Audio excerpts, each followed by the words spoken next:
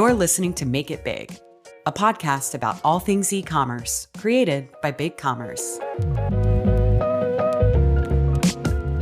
Hi everyone, I am Meghan Stabler, Vice President of Marketing here at BigCommerce. Today we're exploring retail trends, specifically how you can digitize your offline experiences. And I have an amazing expert on the subject joining me, Melissa Campanelli, co-founder at Women in Retail Leadership Circle. Thank you for joining us today, Melissa. Please introduce yourself. Great. Thank you so much, Meghan. I'm so glad to be here. I'm Melissa Campanelli, and I'm the co-founder of the Women in Retail Leadership Circle.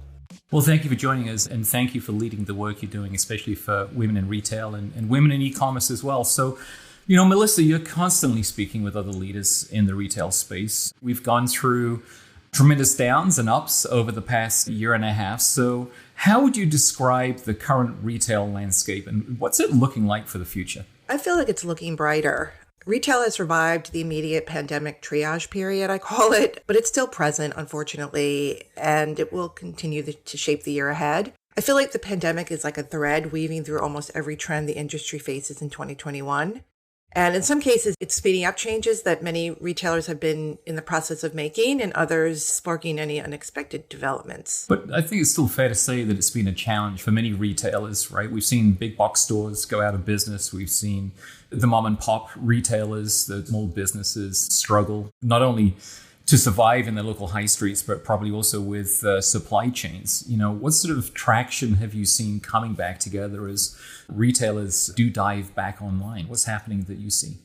I mean, in terms of challenges, I look at it as kind of a split. So I feel like the retailers, like you just mentioned, who are the most challenged are the ones that had not jumped on the digital bandwagon yet when COVID hit. They had to close stores and they weren't set up for digital e-commerce. However, some of the retailers that were kind of e-commerce first or e-commerce forward thinking, they're poised for digital growth. They have challenges too. I mean, they're challenged with finding the right technology solutions, understanding data and using it correctly. For both groups, however, I think the biggest challenge is the evolving consumer and customer expectations and how their consumers are changing and have changed, I feel, permanently since COVID started. Mm-hmm. I think keeping track of those changes is challenging. And I also think a real issue is inspiring and retaining employees right now.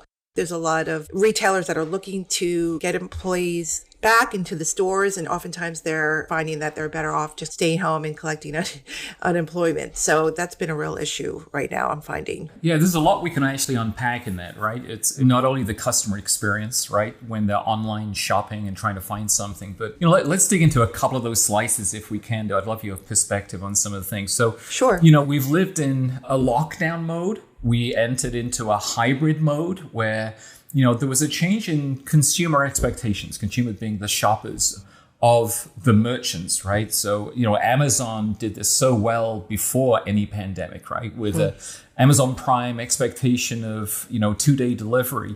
So this hybrid model that we're in now, where consumer expectations, I'd love to know your perspective. Are they here to stay of, I need to be able to find it, what I want to purchase across multiple channels. I need to have a selection of options when it comes to delivery to my front door within 24 hours, curbside pickup in store, or hey, I just want to find something and then go to the physical store and see it, touch it.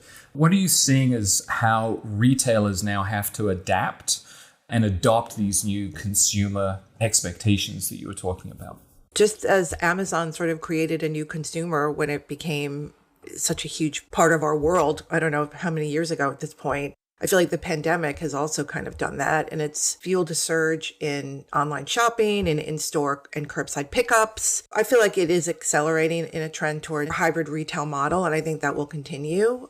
Retailers are expecting when they go into a retail store that they'll be able to pick up something that they may have purchased online. The store might allow for on-site returns, but at the same time, they do want to touch and feel product, and they maybe want to get some customer service advice from a salesperson. A hybrid store is the future. I can't see it going anywhere anytime soon. It's interesting when we think about how, as we come out of the pandemic, that our expectations have changed, right? Mm-hmm. And it probably means a much heavier requirement or expectation on the merchant, the store, to actually offer improved services, right? Because we're fickle shoppers, I think. Mm-hmm. At the end of the day, when we buy something that we like, we're going to tell somebody. If we buy something we don't like, we're probably going to return it. But if we have a bad experience at any point in that journey, we're probably going to be a detractor, as I would call it. So how much is that experience, the physical experience in store, going to count when people are so used to right now just being offline? I mean, how do you think stores need to, again, adapt to this new expectation of experiences in stores? I think it's the whole experience, right, that's going to be important. As merchants come back and open up their physical stores, they have to have that hybrid world that you talk about as well. It's going to be a blend of the experience you're going to get offline through an online experience is going to be as equal as, in the store itself. So it's got to be rich on both ends. Let's talk about how that physical experience now has to change because of this hybrid model. What do you say to a physical retailer on what they need to be thinking about now of an in-store experience? You're so on target there. The retail experience is definitely going to change. Stores are going to have smaller footprints and they're going to have some safety precautions and things like that to get people through. But they're also going to be more tech-enabled. There's going to be more Wi-Fi in store. There's going to be the opportunity to do online shopping in the store, in-store and curbside pickups. All of this is leading towards a hybrid retail model. The hybrid store of the future is also going to handle multiple forms of fulfillment, returns. They're just going to be sort of a different model than what I think we think of today and what we think of as a traditional retail store. Yeah. No, I agree. I wanted to ask you a question too, Meghan. I'd love for this to be two-way. Yeah. We've spoken about the fact that offline shopping is coming back. Obviously, it's going to be different. It's going to be more of a hybrid model, I believe. Can you tell us what your feelings are on that? Yeah, I'm going to echo some of the words that you said. It's going to be about the experience, right? And it depends what type of store you are as well. We know that Amazon has been trying out new types of stores where it's contactless payment. You walk in, you pick up the goods and you walk out, but you're automatically charged for that. We've seen other merchants where they're creating an experience around maybe they're selling beds or comfort type stuff and they're giving you the opportunity to take a break, take a rest for 15 minutes, right? So I think it's going to come down a lot to the experience in store and it has to match the online experience too. So my hope is that no matter what size a merchant is, let's say you are selling CBD or you're selling home goods or you're selling something that is relatively small as a merchant or a store, and you have an online presence too, you're probably creating loyalty clubs, memberships in the online experience. Maybe it is hosting a wine event inside of your store. The sort of experience is going to be a little bit different and more catered to creating that inclusivity of groups in my mind that creates this sort of ambassadorship that allows people to go ahead and say, hey, I had this great event. I know a number of merchants that pivoted during COVID and had their sort of offline sent to your door wine and cheese type of events to go ahead and talk about what they did and how they did it, right? Well, take that physical model now that you had at home and actually put it in store, bring an exclusive event to be inclusive of as many people as you can. And I also think wrapping a lot of social around it, that's key. So it's maintaining this online, offline balance or hybrid model as you talk about is going to be key. And I also love how you talked about returns. We often talk about the last mile in delivery to your front door and how that has to be super good. But I'll say that the last minute return experience also has to be good. Are you going to give store credits, right? What are you going to be doing for the customer? Are you going to be able to pick it up from the front door using a service like UPS or others? Are they going to be able to return it to a different location, right? What is the hassle you're going to be putting them through if they're having to return a good? As I mentioned before, we're such physical shoppers nowadays. That if my experience isn't good, I'm probably going to take to social media or complain in my local Facebook group about how bad X brand was, right? And that's awful for merchants, right?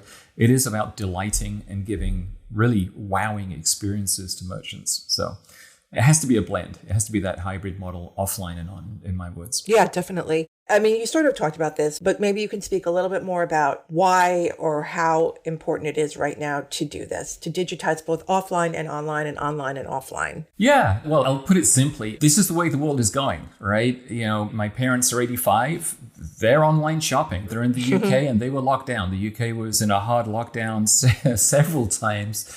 And knowing that my parents are turning to their tablets to go ahead and food shop for convenience shopping of items that they wanted, just shows that the digital platform has extended that sort of fingertip from the youngest of youngest to the oldest of oldest. And so the digital offline experiences need to be mapped, right? Are you using a point of sale, right? Are you, as a merchant with 3 stores in a city, mapping all the shopper experience together? Do you have good insights into, you, Melissa, when you go shopping online, as well as when you go shopping offline? So I can start building a profile on you.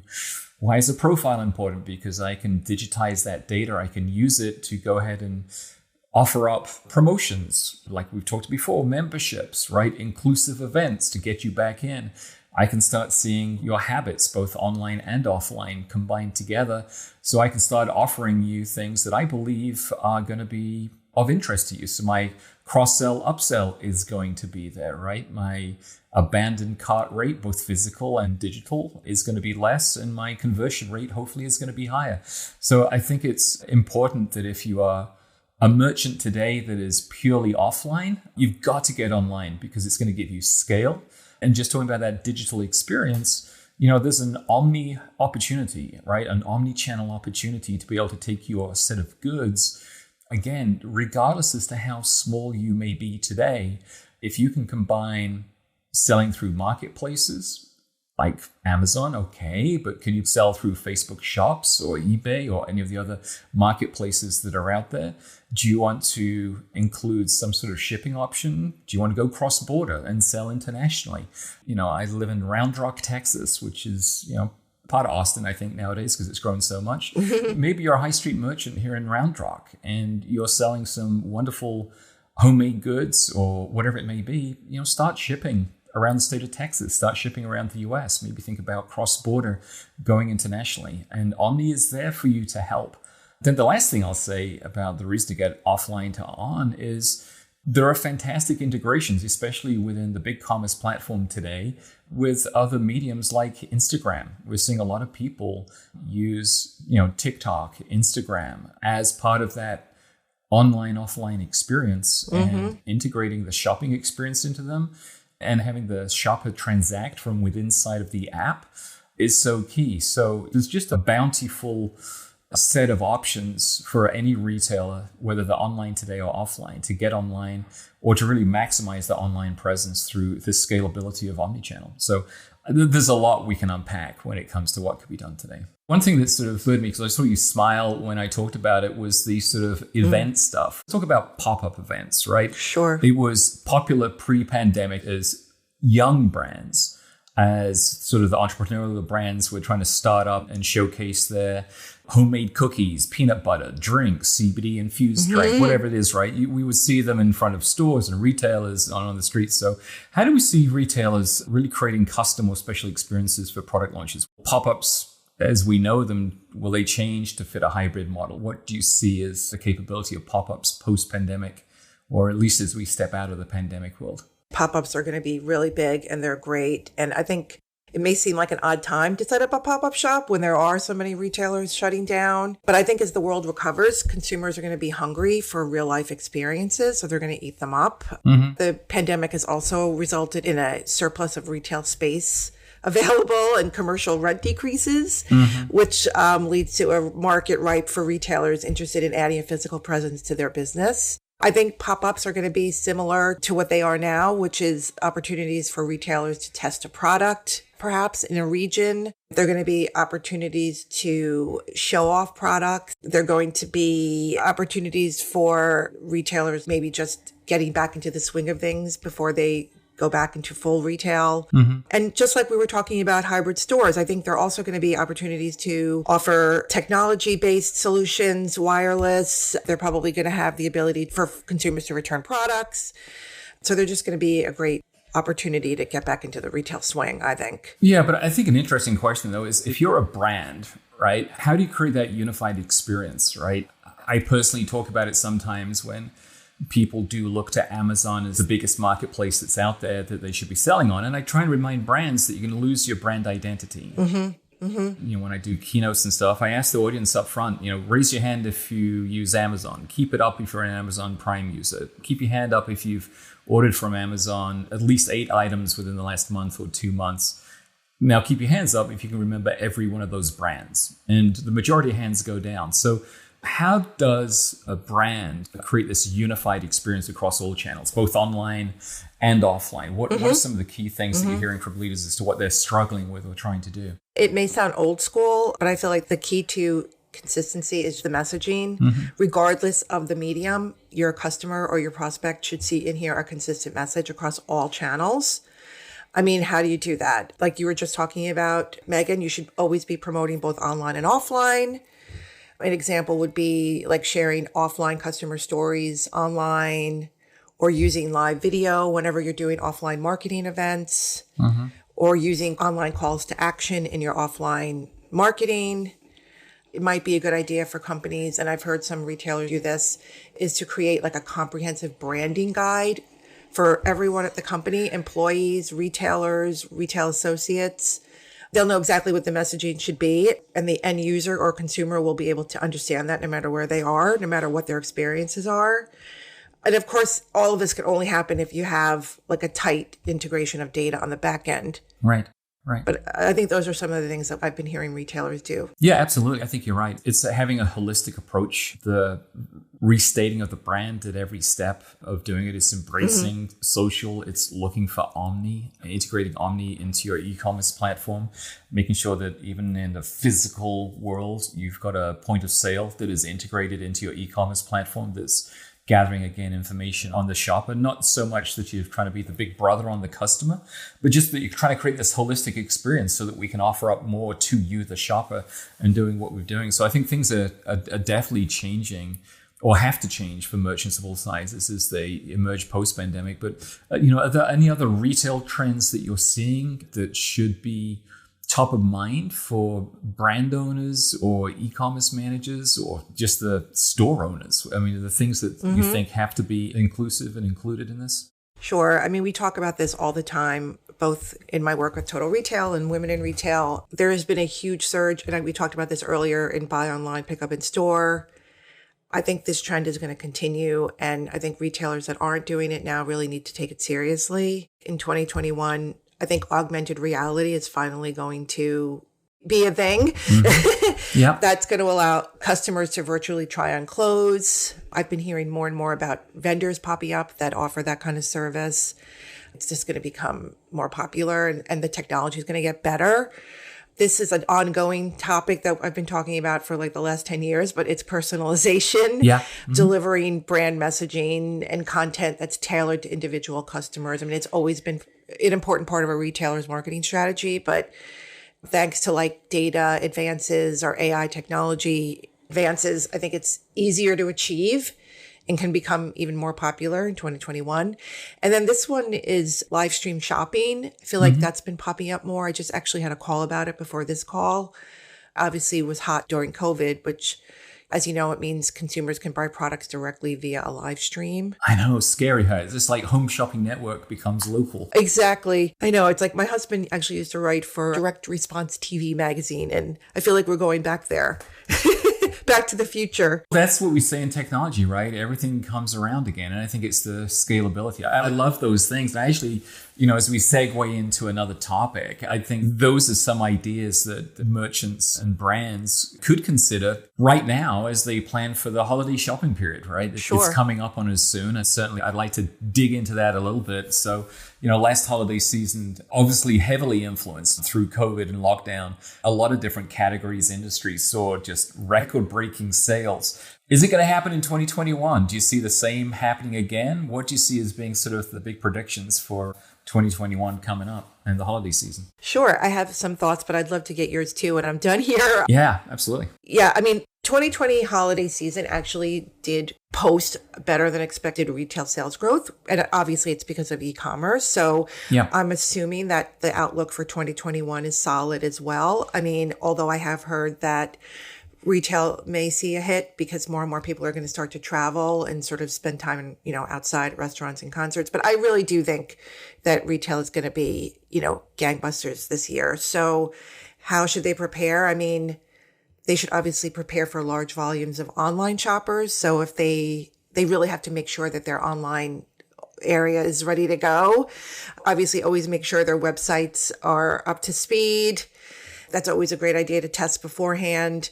They should obviously get the word out about shopping deals earlier than later. Yep. But I also feel like a lot of the retailers that I'm talking to are starting to become very concerned about the whole, what I like to call the third-party cookie apocalypse, which I think it's already started, but I think it's going to start in earnest in 2022, which we all know is going to make it more difficult to advertise and online and measure effectiveness. So I think many are planning to start, maybe not quite holiday, but maybe before holiday, start sort of figuring out ways to rely on other things besides cookies. Yeah. And sort of create a data strategy that they'll be able to use going forward. So that is definitely something that people have been talking to us about. That's a good starting list, right? There's a lot that we advise merchants to do that are on the BigCommerce platform, right? The good thing about BigCommerce is that we're cloud-based, so you don't have to worry about your uptime, availability, or even the feature use, right? They're all sort of integrated into the platform. What I'd be saying to merchants right now is check your stock. Yep. Right? Look at your supply chain, right? Those are going to be key things. I'd look at your digital strategies, just as you talked about. Think about, I'm just sort of out of the box thinking based off of some of the stuff you said, right? The live stream shopping, that kind of interests me, right? So start building the FOMO, the fear of missing out. Oh, I like that. If you've got some really awesome stuff to sell, right? Start building up the FOMO and have your digital plans ready and start launching probably two things, right? That live stream shopping. At what point are people going to be thinking about the holiday shopping? I know last year, because we were living in very uncertain times, I was doing my holiday shopping sort of tail end of summer time frame. I mean, I wasn't waiting for the October, November time frame. I was doing it way before then. So I had everything planned, but also I had a little bit of an insight into seeing data about supply chain issues that were going to come down, especially for electronics and some other goods. So I'd say, look, check your supply chain, make sure you're going to have inventory. Create some digital strategies that embed both, as you called it, live stream shopping. Think about the nature of omni. You know, it is so easy nowadays, especially with the BigCommerce platform and our channel manager, to integrate in different channels like we've talked about with Instagram and Facebook and others, right? So you can expand your reach and message. Think about your digital marketing strategy when it comes to Instagram checkout. Think about who your audience is. One thing that I do like to talk to merchants about is, have you looked at your competition lately? Have you looked at your competition to see what they are doing in that long chain of acquisition of merchant, you, the shopper, to how they present on the site, to how checkout is seamless, to how delivery turns up when you expected it, and maybe even returns, right? If we talked about returns earlier on, because there may be some short-term things, some easy things, some quick wins that you can do today.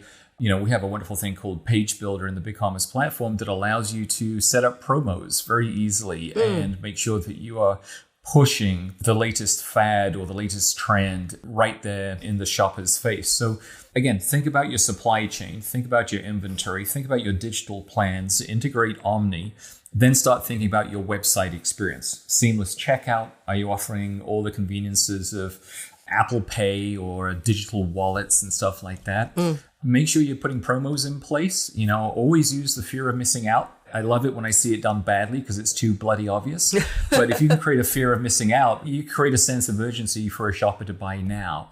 But ultimately, I'll go back to something you said. You know, we've been talking about experience for 10 years, right? In retail and e-commerce. Hyper-personalize the experience. If you're able to, not easy to do if you're going through Amazon fulfillment, but if you're able to, you know, if you're a small merchant, you know, maybe personalize a note inside of the box that gets sent to Melissa and let her know that you appreciate her business, right? Ask Melissa to post something online.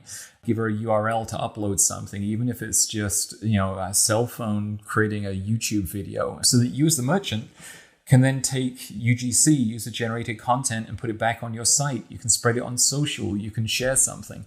We got some great brands on the BC platform that did this last year, like Solo Stove. Shout out to those folks over there that did that. And they created a whole ecosystem of outdoor pioneer type people that are using outdoor stoves and doing their s'mores and, you know, having fun in the outdoors with the equipment that they sold. But that creates that familiarity. It creates the loyal shoppers back in. So I think there's a lot of things to do, and certainly those that are here at the Make It Big conference, there's other guides and information that we will be sharing from BigCommerce that help you on your journey. But, it's to start now and start with the small things that can improve the experience. That's probably the biggest thing that is out there. So it's really going to help to delight the customers through the entire journey on the platform.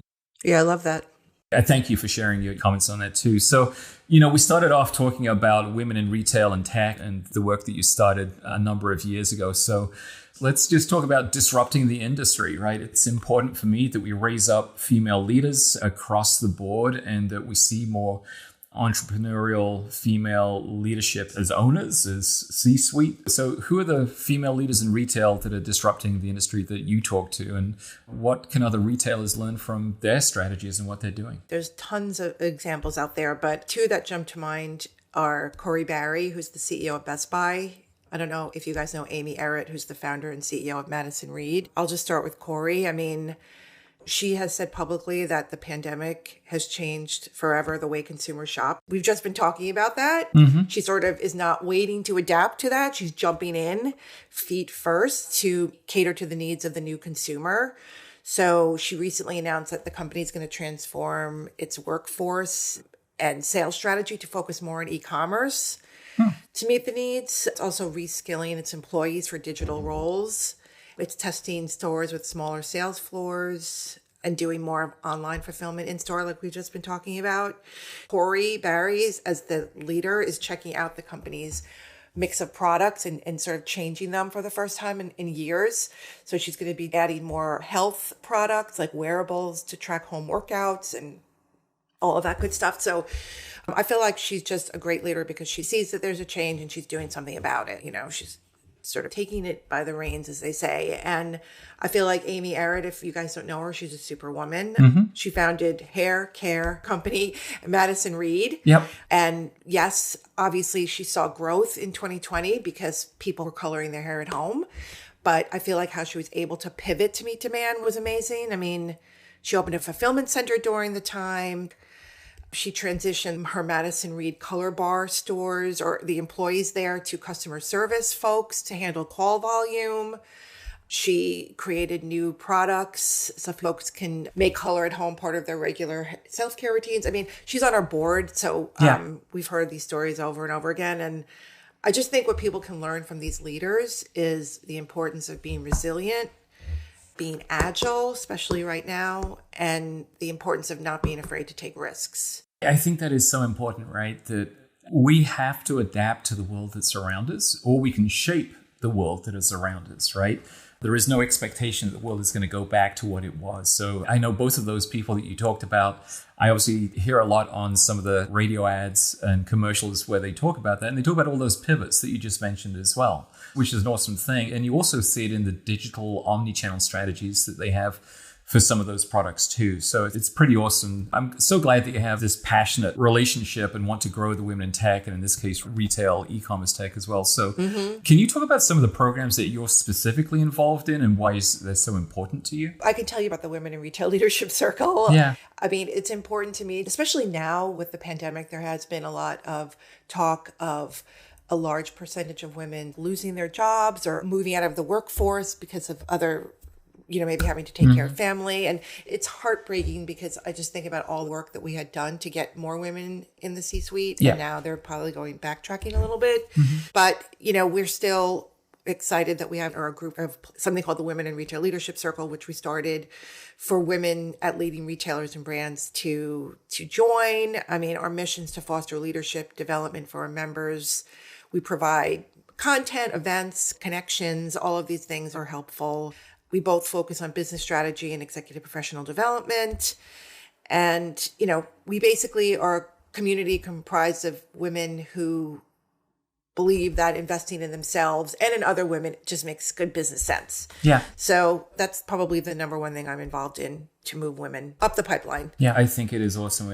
We know what had to change through the pandemic, and unfortunately the amount of women that took the brunt of the hit to blend being a caregiver and everything else that was on it. Yep. So thank you for doing that work. And hopefully just a call out to retailers, to merchants that are out there.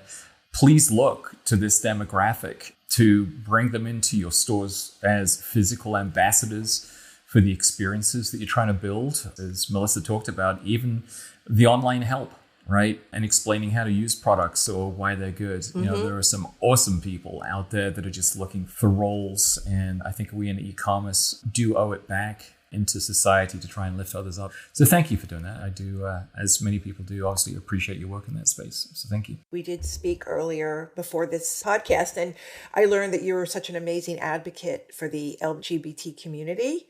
So I'd love to learn a little bit more about what you're doing there and how the retail and technology industry can empower more diversity at the leadership level as well. Yeah, thank you. I think it's just the same as what you mentioned, right? A merchant, a retailer is trying to serve an entire demographic and multiple demographics of people. And if we want to attract that diversity into our physical stores, right? We talked about that sort of hybrid model of physical as well as offline. We have to be reflective of the communities that we serve as well. So for me, just like you, it's a passion that I have that we raise up members of the LGBTQ community into all roles and leadership roles that they can see themselves in us. Certainly, I'm not getting any younger, so I want to make sure the younger generation has it a lot better than I did. But I think the reality of this is, look, you never know who your shopper is. So it's beneficial for you to show representation in your product use, your how-to guides, your user-generated content. The value you're going to get out of that is probably more people saying, I can see how I could use it. I want to buy it. And as I've sort of echoed a couple of times through this, right, the fear of missing out. But maybe there's also the fear of not participating in there as well and being a part of whatever the magical product is that you have to offer. So I just think that all of us should be looking around and making sure that we're lifting others up. So agree. It's pretty cool. So thank you for doing what you're doing as well. And I appreciate that. So we're almost at the end, but I know that many people probably want to connect to you after this. So how do they find you? How do they reach out to you? Where do they go? It'd be great to connect with anyone that's listening, and they can reach me at our website, which is womeninretail.com. Thank you for joining us today. And for those tuning in, thank you for listening to the Make It Big podcast. We'll see you next time.